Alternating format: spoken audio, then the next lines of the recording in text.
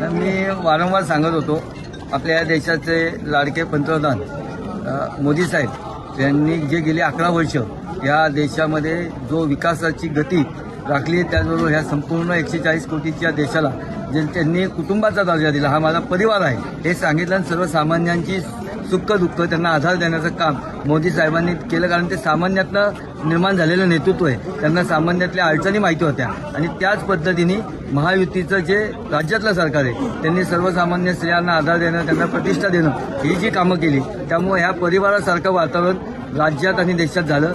महायुतीचा ह्या देशातील विकासाचा दर हा राज्यात सर्व देशातील 1 नंबरचा राहिला.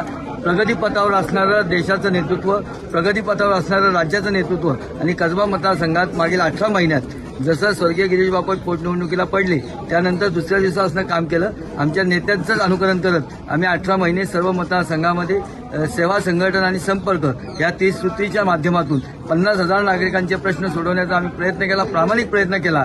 त्यामुळे जनतेचा आशीर्वाद, मोदी साहेब, महायुतीचं सरकार आणि कसब्यात मला हा मिळाला आणि त्याच्यातनं आमचा हा विजय. आणि महायुतीचे जे कार्यकर्ते, गणेश मंडळाचे कार्यकर्ते यांनी जे अहोरात्र 15 दिवस काम केलं, त्यातनं मला हा विजय झाला.